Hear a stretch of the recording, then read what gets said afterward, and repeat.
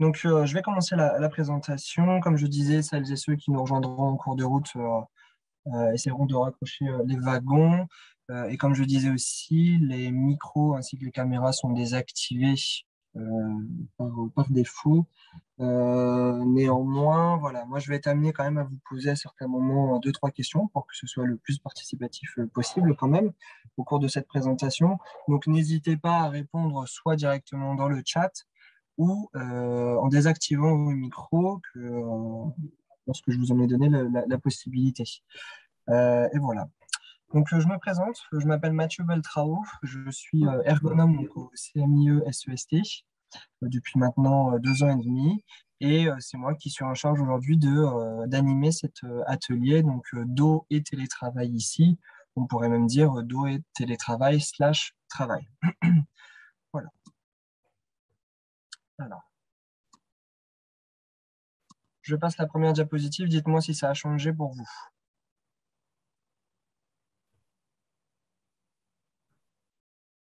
Je suppose que oui. Oui, c'est bon. À C'est tout votre bon pour vous? Nickel. Alors oui, à la fin, je vais me lire le chat tout de suite. Oui, à la fin, vous recevrez la présentation. Alors, à votre avis, donc comme je vous disais, je vous sollicite dès le début, à votre avis, quel est le pourcentage de salariés qui ont ou auront des problèmes de dos? Est-ce que vous pourriez me donner une petite estimation selon vous? Excusez-moi, j'ai pas entendu. Je dirais 100%, mais ils vont pas forcément. 100%, d'accord. N'hésitez pas, c'est un peu le jeu du juste prix pour commencer cette présentation. Donc, j'ai une estimation à 100%, j'ai 50%, 90%, 75%. Vous n'en êtes pas très loin. 66%, c'est la part des salariés qui seront atteints de mal de dos au moins une fois dans leur vie. Deuxième question, quel est le pourcentage des accidents de travail liés à un mal de dos, selon vous?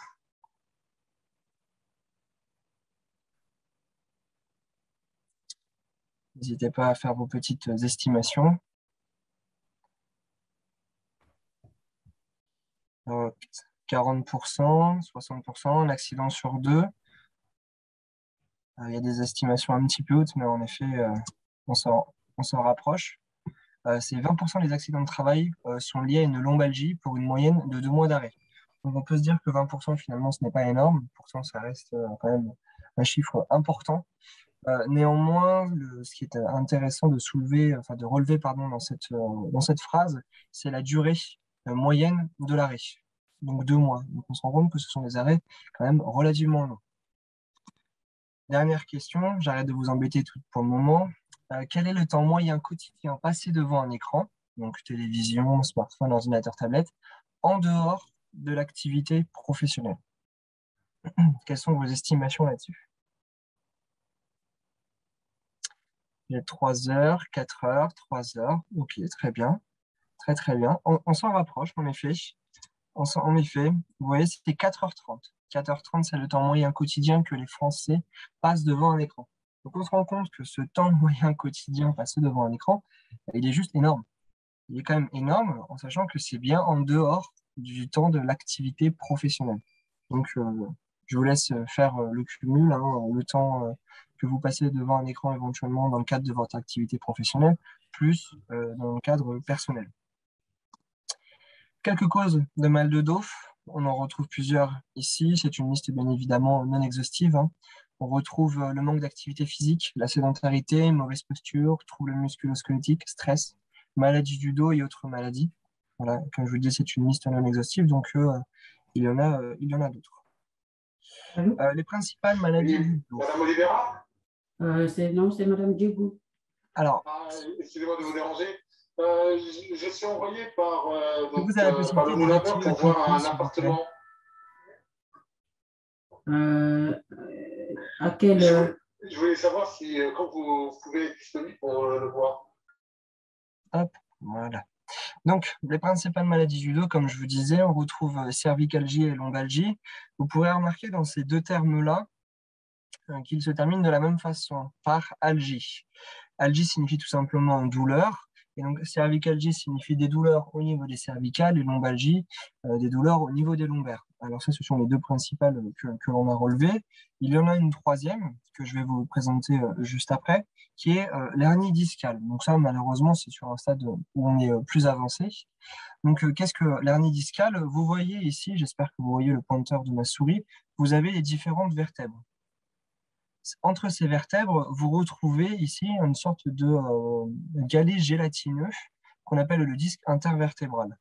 Cette colonne vertébrale, voyez-la comme un ressort. Dites-vous que le ressort fonctionne correctement lorsque vous exercez une pression verticale sur le haut et le bas de ce ressort-là, et que lorsque vous le comprimez et qu'ensuite vous relâchez la pression, il fonctionne normalement. Maintenant, dès que vous appliquez une force non plus verticale mais plus oblique, eh bien, ce ressort s'échappe. Eh bien, voyez votre colonne vertébrale de la même façon, c'est-à-dire que si vous faites travailler sur son axe vertical votre colonne, ça fonctionne bien. Les disques intervertébraux peuvent absorber des chocs, des chocs et des chocs, des charges, jusqu'à un certain niveau. Maintenant, si on ne fait plus forcément travailler dans son axe vertical, eh bien, il vient se former ce qu'on appelle une hernie. Et donc ici, on appelle ça une hernie discale parce qu'elle a lieu sur le disque intervertébral. Le souci au niveau de l'hernie discale, c'est que au niveau de votre colonne vertébrale, vous avez la moelle épinière qui passe. Et donc ça, ce sont les terminaisons nerveuses qui vont donc se propager sur l'ensemble de notre corps. Et lorsque cette hernie discale vient comprimer le nerf qui sort de la moelle épinière, cela engendre donc des douleurs qu'on peut retrouver. Alors ici, on en a relevé deux principalement. Ce ne sont pas les seuls et uniques, malheureusement, mais deux quand même relativement connus. Donc la sciatique, c'est-à-dire une compression du nerf au niveau de la moelle épinière, et un nerf qui va partir donc, dans l'arrière de la fesse et qui va se prolonger sur tout l'arrière de la cuisse, qui peut descendre dans le mollet et aller sur la pointe des pieds. Donc ça, c'est lorsqu'on a le nerf sciatique qui est pincé, qui est comprimé, notamment avec une hernie discale, mais pas que, il peut y avoir d'autres sources. Et dans l'autre situation, donc sur le schéma de droite, on retrouve la cruralgie, c'est-à-dire un pincement, une compression au niveau du nerf crural qui part aussi de la moelle épinière, mais qui se propage cette fois-ci sur l'avant de la cuisse et qui finit sur la face intérieure de la cuisse. Lorsque ces deux nerfs viennent à être comprimés et pincés, ça engendre des douleurs plus ou moins importantes, mais très dérangeantes. Les sensations de démangeaison, de brûlure, qui sont soit ponctuelles, soit diffuses tout au long de la journée. Le cercle d'évitement, je ne sais pas si c'est quelque chose qui vous parle, mais le but, c'est d'essayer de ne pas rentrer dans ce fameux cercle d'évitement. Nous partons donc d'une dorsalgie, donc comme on a vu tout à l'heure avec cervicalgie et lombalgie, on parle d'une douleur qui se situe au niveau du dos. Cette douleur au niveau du dos va entraîner des mouvements douloureux. Dès qu'on va être amené à se déplacer, à se mouvoir, cela peut entraîner des mouvements douloureux. Quand on a mal, quand on sait qu'en bougeant, on va avoir mal, eh bien on développe une sorte de peur, une peur de se faire mal qu'on appelle la kinésiophobie. Cette kinésiophobie va entraîner une inactivité physique qui elle-même peut entraîner une perte de l'habitude de bouger, qui elle-même entraîne faiblesse et raideur. Quand je dis faiblesse, je parle de faiblesse musculaire. C'est-à-dire que si je ne sollicite pas un certain groupe musculaire pendant plus ou moins longtemps, eh bien, une faiblesse musculaire, une fonte musculaire peut arriver. Et cela va donc alimenter cette dorsalgie. C'est pour ça qu'un des slogans principaux et préférés de l'assurance maladie, c'est la santé, c'est le mouvement. Donc même si on a un peu mal, je vous invite à essayer de conserver un peu de mouvement quand même dans votre activité de travail, enfin, dans la vie de tous les jours. Le mal de dos est la plupart du temps d'origine musculaire. Donc là, je vous ai parlé de cervicalgie, lombalgie, d'hernie discale. Mais voilà, sachez quand même que le mal de dos est la plupart du temps d'origine musculaire. 90% des lombalgies guérissent spontanément au bout de 4 à 6 semaines. Et néanmoins, si la douleur persiste, on vous invite à consulter votre médecin traitant pour voir s'il est nécessaire de faire des choses supplémentaires.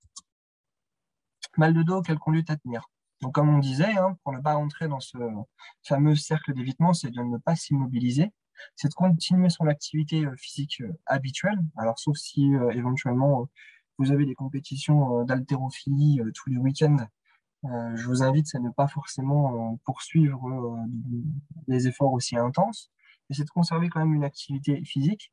Et la dernière étape, c'est bien évidemment de rechercher les causes et limiter l'exposition aux facteurs. Ouais. Et là, dans le cadre du télétravail, il faut essayer de limiter l'exposition aux facteurs qui peuvent engendrer des douleurs. Alors là, je vous invite à réactiver vos micros ou alors à répondre dans le chat en me disant, selon vous, quel est le siège le plus ergonomique? N'hésitez pas à me dire quel siège vous choisissez et éventuellement me donner le pourquoi de ce choix.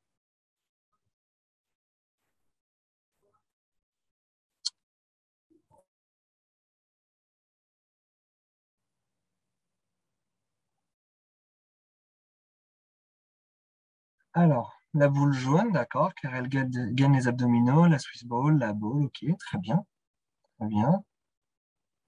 Est-ce que j'ai d'autres propositions éventuellement? Le premier, car il permet de maintenir un dos droit, ok. Un siège qui a un réglage de hauteur, très bien, difficile à dire, ça dépend de la forme du moment, très bien. Eh bien, j'ai plein de réponses qui sont intéressantes. La dernière, le premier. Moi, je vais vous répondre. Un siège ergonomique, c'est celui qui est adapté à un usage. Je pense que vous êtes d'accord avec moi si je vous mets donc la Swiss Ball ou tout autre type de siège qui était présent dans le panel des images qui étaient présentées. Il sera difficile de réaliser l'activité que vous voyez ici en photo, donc qui est donc la traite de vache. Alors je vous l'accorde, hein. Évidemment, la traite de vache manuelle se fait de moins en moins, voire quasiment plus, notamment en lien avec l'automatisation de ce type d'activité. Mais voilà, sachez qu'un siège ergonomique est un siège qui est adapté à un usage. C'est donc pour ça que vous ne m'entendrez jamais, en tant qu'ergonome, parler de siège ergonomique. Je parlerai toujours d'un siège adapté à un usage. Le terme ergonomique est un terme beaucoup trop utilisé par un certain nombre de revendeurs de matériel bureautique et qui les estampillent leur matériel ergonomique pour souvent mieux vendre, entre guillemets, le produit proposé. Donc pour moi, il n'existe pas vraiment de matériel ergonomique, mais il existe du matériel adapté à des usages. Pour moi, je pense que ça reste le terme le plus adapté.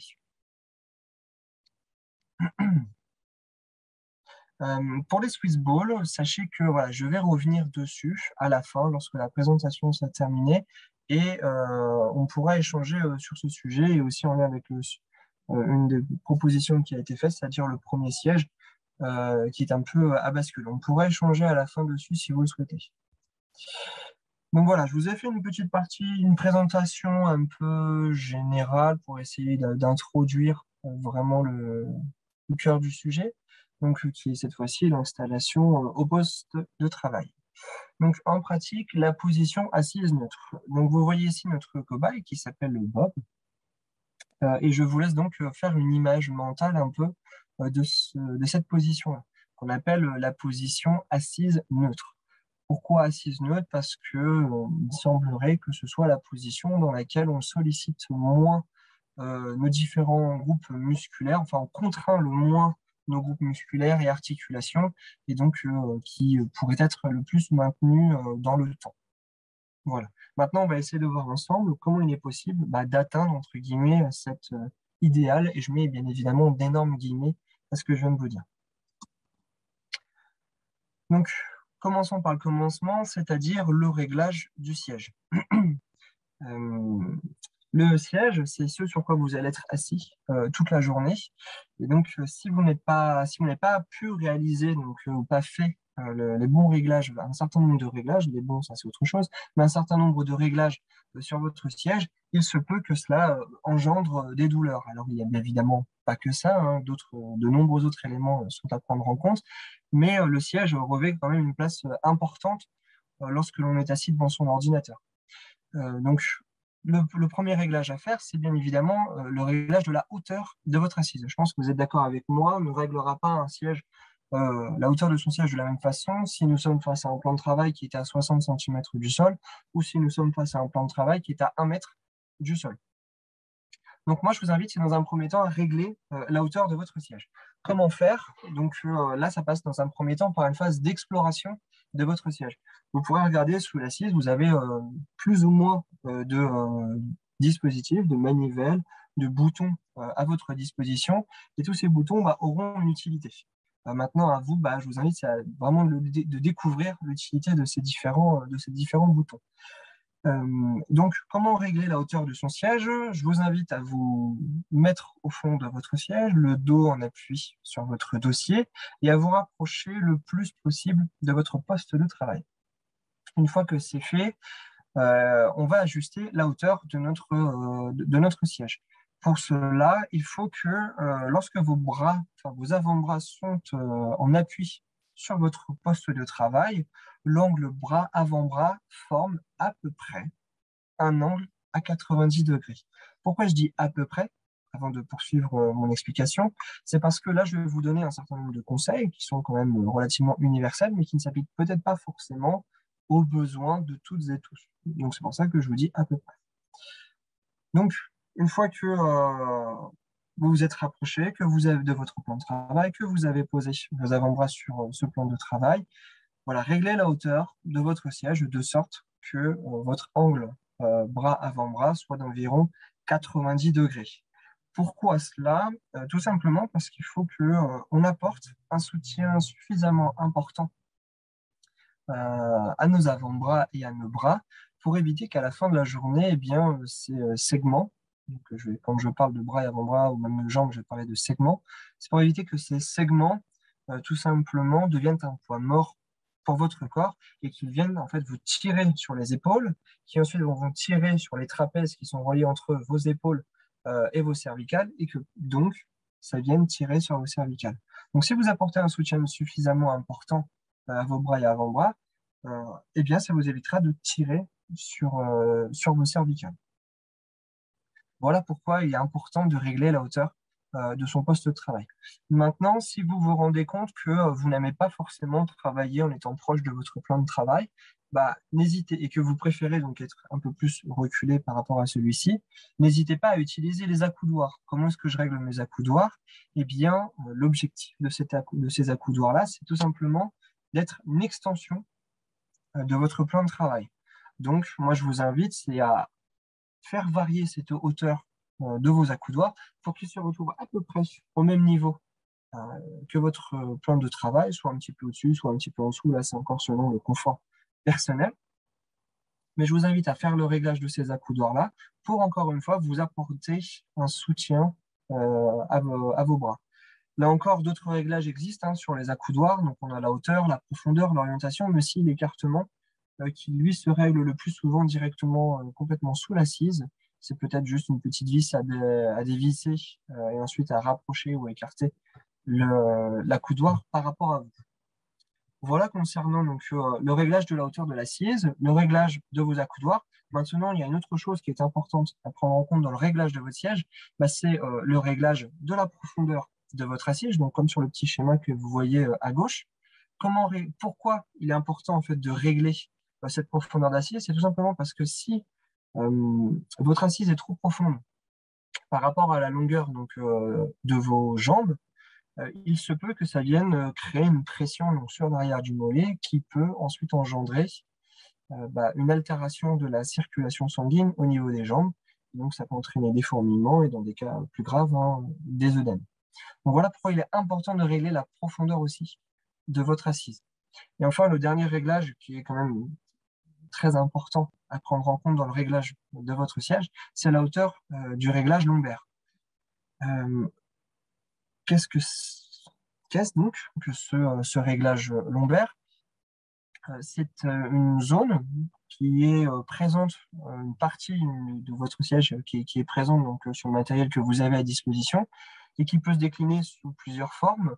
Vous avez par exemple un siège avec une partie un peu plus galbée, ou alors vous avez des sièges avec des réglettes qui sont intégrées dans votre dossier et qui tout simplement vont vous permettre de venir vous apporter un soutien à votre dos. Pourquoi est-ce que c'est important d'avoir ce type de soutien-là? ou tout du moins de faire en sorte d'en avoir un avec des petites astuces qu'on verra un peu plus tard dans cette présentation. Tout simplement parce que on commence notre journée, nos muscles sont frais, ils nous permettent de nous maintenir droits et donc de faire travailler sur son axe vertical notre colonne vertébrale, comme je vous le disais tout à l'heure. Maintenant, plus le temps passe au cours de la journée et plus ces muscles vont naturellement en fait fatiguer. C'est comme dans toute activité physique, hein, au bout d'un moment, les muscles sont fatigués. Et donc, pour justement venir contrer un petit peu cette fatigue des muscles posturaux, eh bien, on va venir apporter un soutien au niveau de vos lombaires, tout simplement parce que on va venir, plus la journée va passer et plus la fatigue musculaire va s'accumuler, on va donc venir naturellement se pencher vers l'avant. Si on se penche vers l'avant, on ne fait plus travailler notre colonne vertébrale sur son axe vertical, et donc on peut créer des pressions qui peuvent engendrer des douleurs, et dans certains cas, comme on a vu tout à l'heure, des hernies discales. Donc là, l'intérêt du renfort lombaire, c'est de venir un peu contrer ce phénomène-là en vous permettant de vous maintenir droit le plus possible, le plus longtemps possible. Voilà.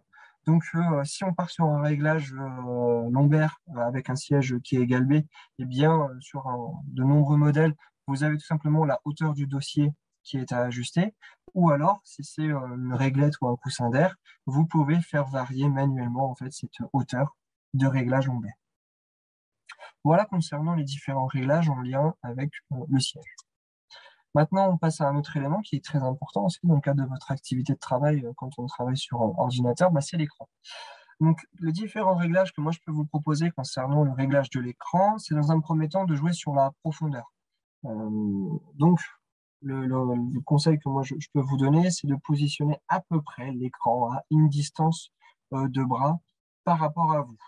Ça peut être plus, ça peut être moins, ça c'est comme vous le souhaitez. Mais une distance de bras, c'est une distance plus que correcte.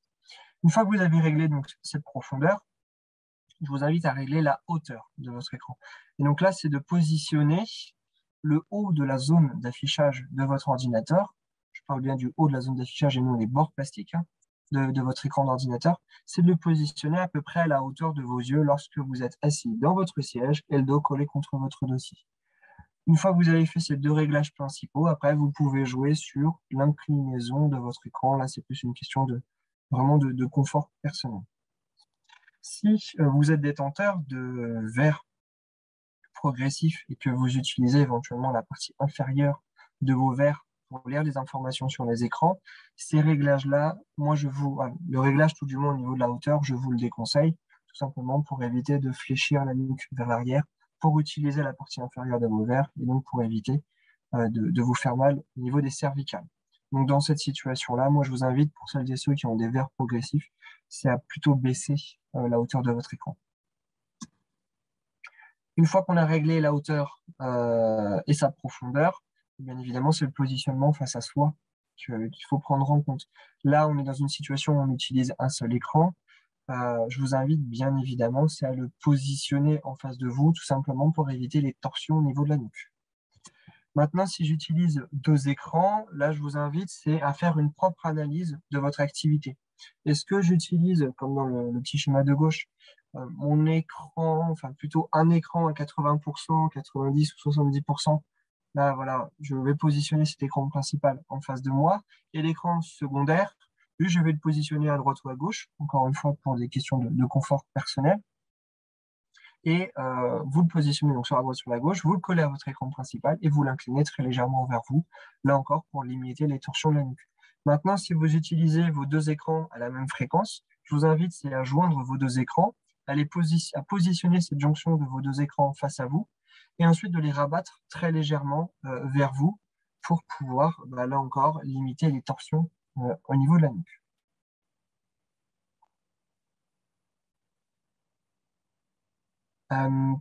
Comment faire lorsqu'on a deux écrans de différentes tailles? Si par exemple, donc je réponds à une question bien évidemment qui apparaît dans le chat, si par exemple vous avez deux écrans donc, de tailles différentes, si vous le pouvez, essayez de favoriser l'utilisation principalement de l'écran de plus grande taille et ensuite d'utiliser plus de façon secondaire l'écran de plus petite taille, si vous avez la possibilité de le faire.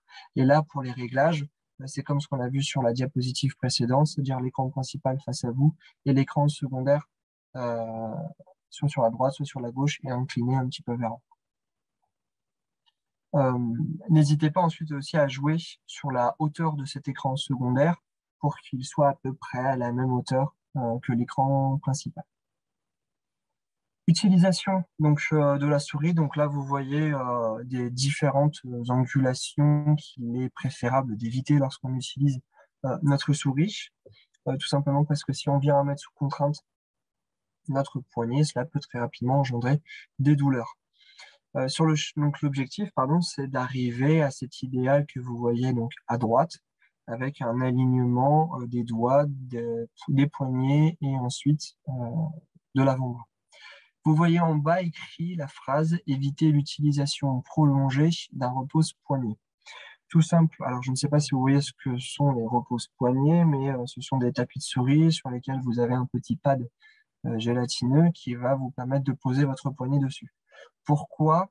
Tout simplement parce qu'un repose-poignet va exercer de façon prolongée, donc tout au long de votre journée, une pression plus ou moins importante au niveau de votre poignet et de ce qui passe par là, donc le fameux canal carpien. Si cette pression prolongée est trop importante, cela peut engendrer des douleurs et dans certains cas vraiment plus importants, plus graves, ça peut mener à une opération. Donc, la solution qu'on peut proposer, que ce soit en termes de prévention, mais aussi de correction des risques professionnels, enfin de douleurs liées à l'activité professionnelle, veuillez m'excuser, c'est la préconisation d'une souris verticale. Alors, vous verrez, comme je vous disais tout à l'heure, certains revendeurs qui vous diront une souris ergonomique. Moi, j'appelle ça donc une souris verticale, tout simplement parce que la souris verticale va permettre d'imiter la position naturelle du bras le long de votre corps pendant la marche, par exemple. Je pense que vous serez d'accord avec moi si je vous dis que lorsque vous marchez, c'est rarement le dos de la main qui fait face au sens de la marche. On est plus sur l'index et le pouce qui font face au sens de la marche. Et bien voilà, l'objectif de la souris verticale, c'est d'imiter cette position-là. Le clavier, comme pour l'écran, c'est de le placer bien évidemment devant soi et à côté de la souris ou la souris à côté du clavier. Moi, je vous invite, c'est à voir si votre clavier n'est pas trop large par rapport à votre morphologie. Tout simplement parce que si un clavier est trop large par rapport à vous, donc le repère que moi je peux vous donner, c'est clavier plus souris égale largeur d'épaule. Si un clavier est trop large par rapport à votre morphologie, ça va naturellement vous amener à réaliser des rotations des muscles de la coiffe des rotateurs pour venir en fait utiliser l'ensemble de votre clavier. Et si cette rotation elle est maintenue ou répétée dans le temps, et ben, ça peut engendrer très rapidement des douleurs. En plus de ça, ça peut s'accentuer, ces douleurs-là, parce que quand on va vouloir utiliser sa souris, on va la positionner à droite ou à gauche de son clavier. Donc, plus le clavier sera grand, plus la souris sera éloignée, plus on augmente le risque la probabilité, je veux dire, de réaliser des extensions de son bras sur la droite ou sur la gauche pour saisir sa souris. Et donc, si je réalise une extension de mon bras sur la droite ou sur la gauche, malheureusement, on ne lui apporte plus le soutien en fait nécessaire. On ne lui apporte plus le soutien nécessaire. Et donc, ça peut engendrer, comme je vous disais tout à l'heure, ça peut engendrer rapidement des douleurs au niveau des épaules. Petit focus télétravail, donc à éviter différentes positions. Je ne sais pas si certains ou certaines se reconnaissent à travers ces différentes images. Pourquoi éviter par exemple l'utilisation d'un canapé? Parce que certes c'est confortable, c'est moelleux, mais c'est justement aussi le problème, c'est que c'est moelleux, c'est pas suffisamment ferme pour apporter un soutien nécessaire, par exemple au niveau du dos, qu'on appelle aussi le rachis. Donc, ça n'apporte peut-être pas forcément un soutien suffisamment nécessaire pour nous permettre de nous maintenir droit et donc de faire travailler, comme je vous disais tout à l'heure, notre colonne sur un axe vertical. Évitez sur la photo de droite aussi, si vous le pouvez, mais là, c'est aussi bien au télétravail qu'au bureau, c'est de croiser les jambes, tout simplement parce qu'en croisant les jambes, on crée une petite torsion au niveau du bassin et donc qui peut désaxer un peu notre colonne vertébrale. Donc, comment limiter les risques les risques au travail et notamment avec l'ordinateur portable. Donc là, on va essayer de voir sur différentes étapes comment il est possible de remédier à cela. Je tiens à vous dire quand même que l'ordinateur est un super outil parce que vous avez clavier, souris, unité centrale, écran qui sont réunis sur un même outil. Maintenant, ça engendre un certain nombre de contraintes qu'on va essayer de solutionner tout au long des diapositives qui arrivent. Donc là, on part sur la situation la plus courante et celle qui était de toute façon la plus commune à l'ensemble des salariés lorsqu'on a été mis en télétravail de façon plus ou moins forcée avec l'arrivée du Covid, c'est-à-dire un ordinateur portable, un plan de travail et pas d'équipement auxiliaire. Donc dans cette situation, comme j'ai pu le dire tout à l'heure, moi je vous invite à vous asseoir sur votre siège, le plus possible en appui sur le dossier de votre siège, et c'est ensuite de venir rapprocher votre ordinateur portable de vous lorsque vous vous êtes correctement installé sur votre poste de travail et que vous pensez avoir les bras suffisamment soutenus. Maintenant, le problème, c'est que comme on n'a que ce petit matériel à disposition, les conseils restent somme toute limités d'un point de vue utilisation. Vous pouvez encore jouer sur éventuellement l'inclinaison de votre écran. Ou alors, vous pouvez également procéder à des étirements réguliers pour garder, comme inscrit ici, une posture dynamique, du corps dynamique. Des étirements, on va en voir quelques-uns théoriquement à la fin. On passe à un niveau supérieur, c'est-à-dire que cette fois-ci, on a son ordinateur portable et qu'on possède deux équipements auxiliaires supplémentaires qui sont le clavier ainsi que la souris. Quand vous avez ces outils-là, vous pouvez jouer sur à la fois la profondeur, mais également la hauteur de votre écran d'ordinateur.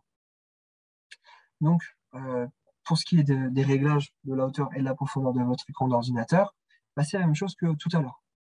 Pour le rehausser, je peux utiliser boîte à chaussures, livre, réhausseur d'ordinateur portable si vous avez le matériel à disposition. Et donc là, vous le positionnez à peu près à une longueur de bras par rapport à vous, en termes de profondeur, et en hauteur, comme je vous disais, le haut de la zone d'affichage, à peu près au niveau de vos yeux. Ensuite, pour le positionnement de la souris ainsi que du clavier, vous posez vos avant-bras sur votre poste de travail, vous êtes suffisamment rapproché et vos avant-bras sont suffisamment soutenus.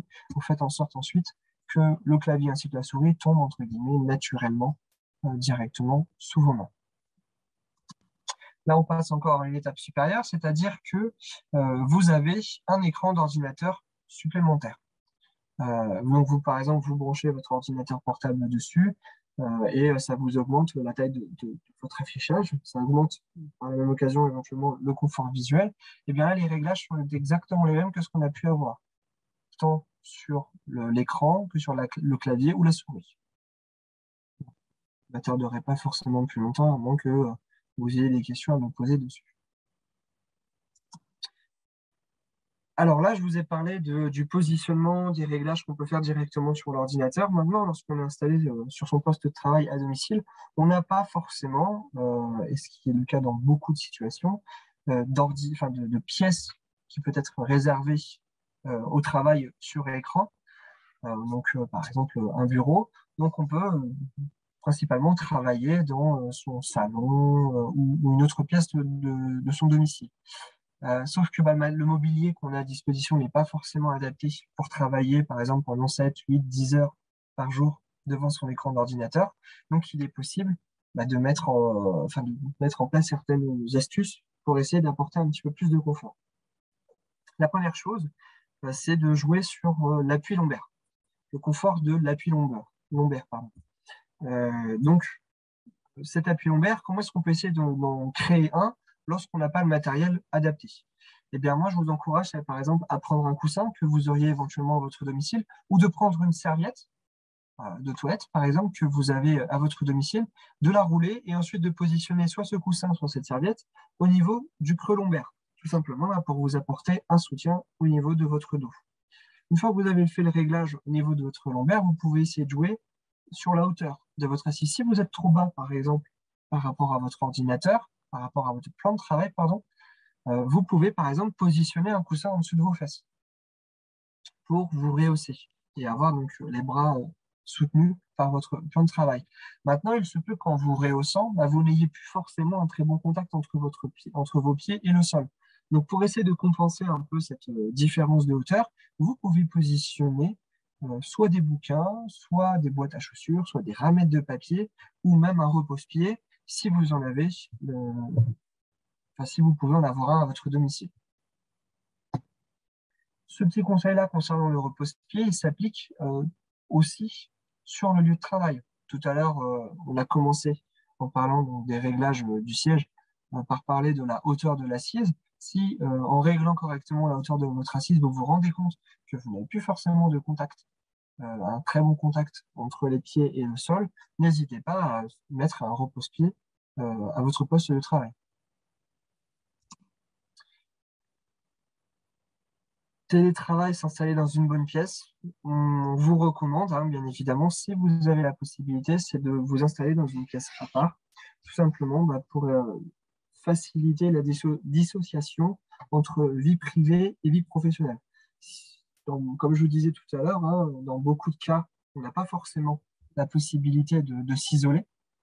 Et donc, si vous avez la possibilité, c'est lorsque vous finissez, par exemple, votre journée de travail, c'est tout le matériel qui est en lien avec la vie professionnelle. Si vous pouvez le ranger quelque part de sorte à ce qu'il ne soit plus forcément visible, je vous invite à le faire. De préférence, essayez de trouver un endroit avec une vue sur l'extérieur pour garder un apport lumineux. Positionnez-vous, si vous le pouvez, perpendiculairement par rapport aux fenêtres, tout simplement parce que si vous avez la lumière qui vous arrive de face ou alors dans le dos, cela peut entraîner soit un éblouissement, soit éventuellement des reflets au niveau de votre écran et donc entraîner une gêne dans votre travail. Je réponds à la question qui apparaît dans le chat, savoir si le repose-pied est incliné, est-ce un problème? J'ai envie de vous dire, il n'y a pas une seule bonne réponse. Certaines personnes préféreront avoir un repose-pied incliné, tandis que d'autres préféreront avoir un repose-pied plus plat. Voilà, là c'est vraiment une question de confort personnel.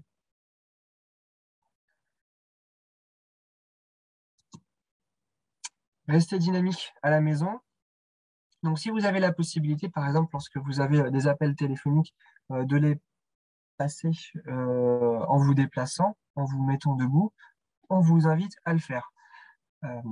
Si vous avez la possibilité, par exemple, à votre domicile, de travailler, de télétravailler sur un support de travail en hauteur, vous pouvez le faire.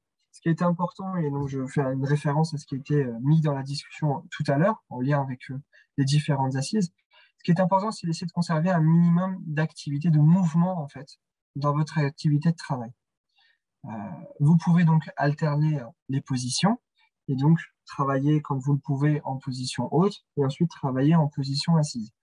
Le travail debout, si vous optez pour cette option-là, moi je vous invite à ne pas faire 8 heures debout, 7 heures debout. C'est plutôt de faire des sessions de 20, 30, 40 minutes éventuellement en position debout, et ensuite de repasser plus sur une position assise.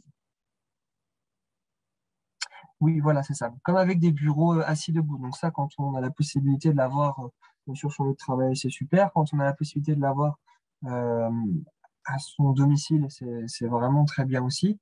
Maintenant, si on n'a pas la possibilité d'avoir ça, mais que éventuellement on a un comptoir, un bar un peu haut, plus haut tout du moins que son plan de travail initial, et que vous avez la possibilité de l'utiliser, moi je vous encourage à le faire. Le but, c'est vraiment de conserver du mouvement et des changements de position dans le cadre de votre activité de travail.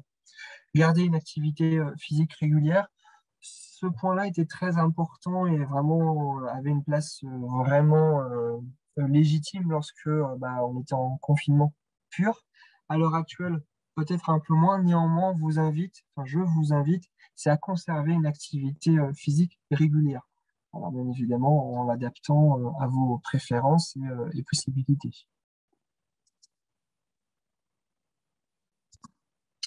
Le double écran, On a vu tout à l'heure comment le positionner, donc je ne sais pas si c'est nécessaire de s'attarder plus longtemps dessus. Si vous le souhaitez, on pourra le refaire à la fin.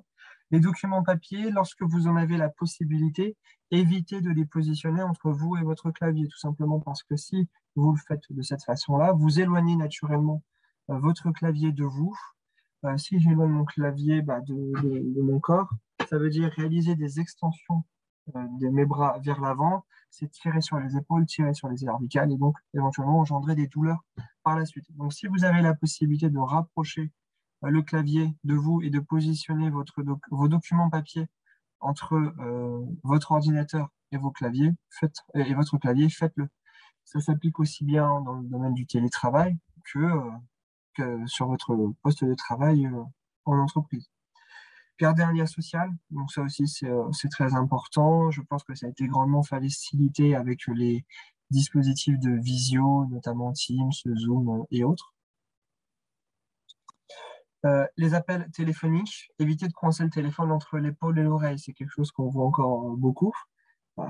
Si par exemple vous avez la possibilité dans votre bureau ou même à votre domicile de passer les appels par exemple en mettant le haut-parleur ou en utilisant des écouteurs ou un casque, faites-le. Moi je vous encourage à le faire. Évitez de caler le téléphone entre votre oreille et votre épaule. Choisissez bien votre tenue. Quand on est à domicile, il peut y avoir la tentation en effet du pyjama. Maintenant, je vous encourage à essayer de conserver le fameux rythme de travail qu'on voit un peu sur la droite, c'est-à-dire voilà, je suis au travail, j'ai une tenue A, et quand je suis dans la vie privée, j'ai une tenue B, par exemple. Respectez votre rythme de travail.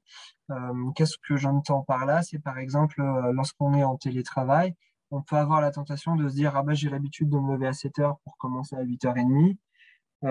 Parce que j'ai par exemple 30 minutes de transport ou 1 heure de transport, et bien ce temps-là, je vais le mettre à profit pour travailler. Si vous avez moi je vous encourage, mais c'est aussi si vous avez la possibilité, ces temps-là, c'est vraiment de ne pas les exploiter totalement pour l'entreprise. Si vous avez l'habitude de commencer à 8h30, conservez cette habitude-là.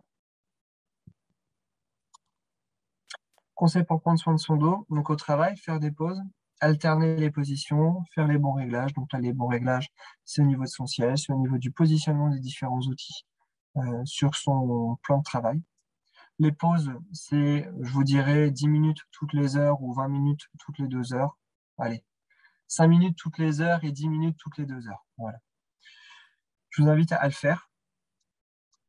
Ensuite, au niveau des tâches ménagères / courses, c'est adopter la posture de l'escrimeur. Je ne sais pas si c'est forcément quelque chose qui vous parle. Ça vous parlera peut-être plus si je vous dis réaliser une fente avant. Pourquoi je parle de cela? C'est par exemple lorsque vous faites vos courses, si vous chargez un sac de courses avec 20 kilos par exemple et que vous ne portez que 20 kilos d'un côté de votre corps, eh bien, vous allez essayer de compenser en mettant en contrainte votre colonne vertébrale. Alors que si vous répartissez plutôt les charges de chaque côté du corps, donc c'est-à-dire 2 sacs de 10 kilos, ça vous permettra de vous maintenir un peu plus droit. En tout cas, ça facilitera l'adoption d'une posture un peu plus droite. Santé, alimentation équilibrée et activité physique régulière, renforcement musculaire et étirement. Je vous invite bien évidemment à le faire. Sport en club aussi. Si on parle d'étirement, vous voyez ici donc une petite plaquette qui référence un certain nombre d'étirements. Que vous pouvez donc réaliser aussi bien à la maison qu'au travail. Et ça, c'est soit vous le faites toutes les heures, soit vous le faites dès que vous en ressentez le besoin. Je ne m'attarde pas plus longtemps, car comme je vous disais, vous aurez accès bien évidemment au diaporama et donc à cette plaquette-là. Muscler le dos et les abdominaux. Donc, différents exercices que vous pouvez être amené à réaliser, par exemple du yoga, du gainage, donc avec l'exercice de la planche que vous voyez à droite, également de la natation.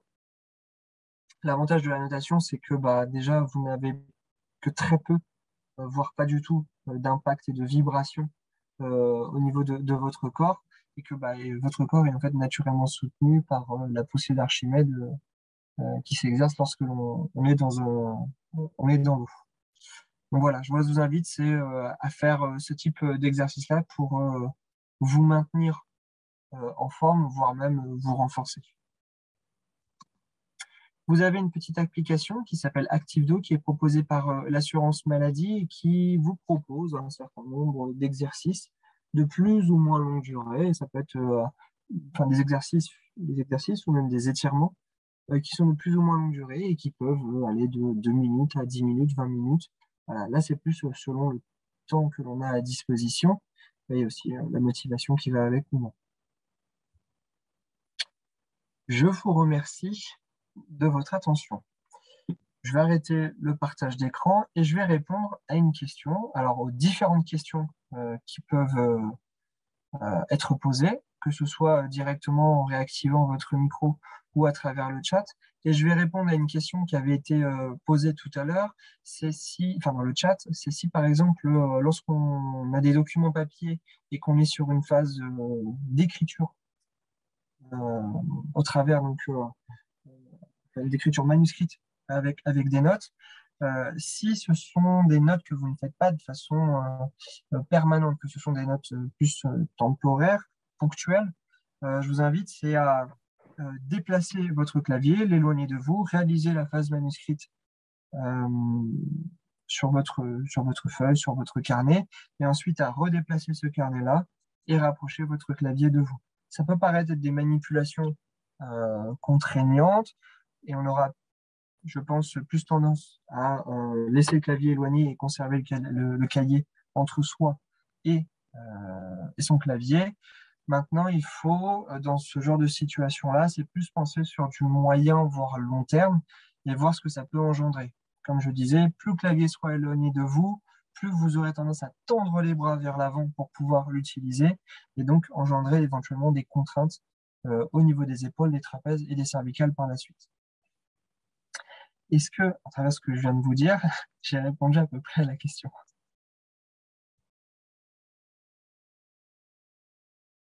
Super, parfait. Donc maintenant, je suis libre, je suis à votre disposition. Toutes les questions que vous souhaiteriez me poser, eh bien, je suis à votre disposition. N'hésitez surtout pas.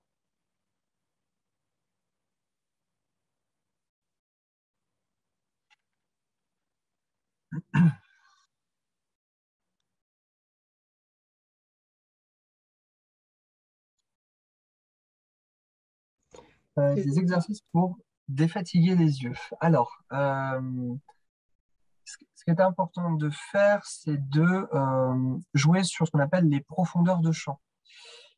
Qu'est-ce que j'appelle les profondeurs de champ? C'est par exemple fixer un point qui va se trouver donc relativement proche de nous pendant une durée plus ou moins importante, notamment par exemple notre écran d'ordinateur, et c'est ensuite jouer alors de façon plus ou moins régulière et plus ou moins répétée dans le temps, c'est de jouer d'essayer d'aller fixer des points, des zones les plus éloignées possibles par rapport à nous. Tout simplement parce que lorsqu'on travaille devant son écran d'ordinateur, on va être concentré sur une même zone, et dites-vous que ce qui vous permet de vous focaliser sur l'écran de votre ordinateur, ce sont les muscles oculaires qui vont orienter votre regard à un endroit. Et si vous maintenez ces muscles oculaires, et comme tous les autres muscles de notre corps, dans une position pendant un certain temps, eh bien, ils vont fatiguer. Ils vont fatiguer au bout d'un moment. Le but, c'est justement de faire varier en fait, ces positions-là, ces contractions, pour éviter une fatigue qui pourrait apparaître. Donc voilà, ce qu'il faut, c'est essayer de jouer sur les profondeurs de champ. C'est regarder un point fixe, et dès qu'on le peut, c'est essayer d'aller chercher le plus loin possible. Par exemple, si vous avez une fenêtre à proximité, n'hésitez pas à jeter un œil par la fenêtre et à essayer d'aller choper le plus loin possible dans la mesure de vos capacités.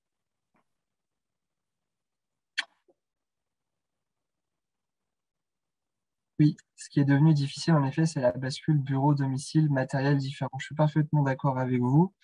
Soit on a la possibilité d'avoir une entreprise qui a fourni du matériel éventuellement pour son domicile, soit c'est pas forcément le cas, soit des personnes avaient déjà une installation à leur domicile qui est parfois plus intéressante que celles qu'ils peuvent avoir sur leur lieu de travail.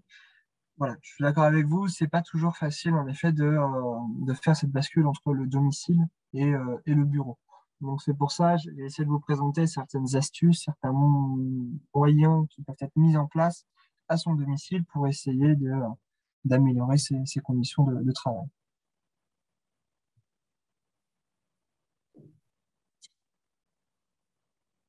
Est-ce que vous avez des questions? Est-ce que j'ai été assez clair sur les points à aborder? Est-ce que il y en a qui sont manquants éventuellement et que vous auriez aimé et qu'ils soient abordés au cours de cette présentation?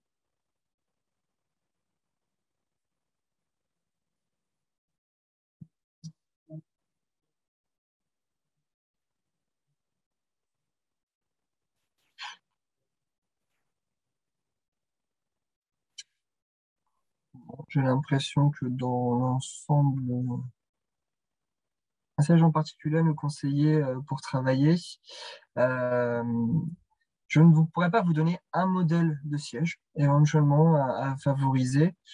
Par contre, je peux vous donner certaines choses sur lesquelles vous devriez éventuellement prêter attention quant au choix du matériel. C'est dans un premier temps le réglage de la hauteur de l'assise. Et ensuite, si je devais classer par ordre, je dirais un réglage au niveau des lombaires. Ça, c'est important à prendre en compte. Et après, je dirais éventuellement le réglage au niveau éventuellement des accoudoirs si vous en avez, enfin si vous les utilisez. Voilà. Je pense que ce sont les points les plus importants à prendre en compte dans le choix en fait, de son matériel. Il n'y a pas un modèle parfait qui correspondra forcément à tout le monde.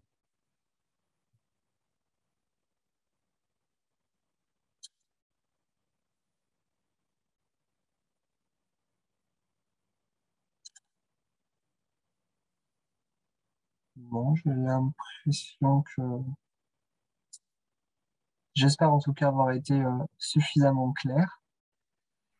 Si malheureusement je n'ai pas été suffisamment clair, n'hésitez pas éventuellement auprès donc soit de l'infirmier en santé au travail du centre dans lequel vous dépendez, soit directement auprès du médecin du travail. N'hésitez pas à les ressolliciter si vous souhaitez qu'éventuellement un ergonome, donc ce que je suis, si vous souhaitez qu'on passe directement euh, sur euh, sur site pour éventuellement faire des études de poste, n'hésitez pas voilà, à en faire la demande. Quand on a de grands bras, comment fait-on pour ne pas avoir les épaules dans le cou? Jouez éventuellement sur la hauteur de votre assise. Moi, je pense que c'est ce que vous pouvez faire. Si en effet vous avez un siège trop bas, vous auriez en effet les épaules dans le cou. Donc, si vous avez la possibilité d'augmenter la hauteur de votre assise par rapport à votre bureau, ça permettra d'éventuellement ne plus avoir les épaules au niveau du cou. Concernant donc la présentation à vos collègues, de toute façon, ça vous sera diffusé, enfin ça vous sera normalement diffusé. Donc après, je pense que ça pourrait être diffusé par la suite auprès de vos collègues. Eh bien, je vous remercie en tout cas pour votre présence, pour votre attention, et puis n'hésitez pas donc à ressolliciter infirmier, médecin du travail ou autre personne auprès du service de santé au travail. Je vous souhaite une excellente journée, un excellent week-end également et portez-vous bien. Au revoir.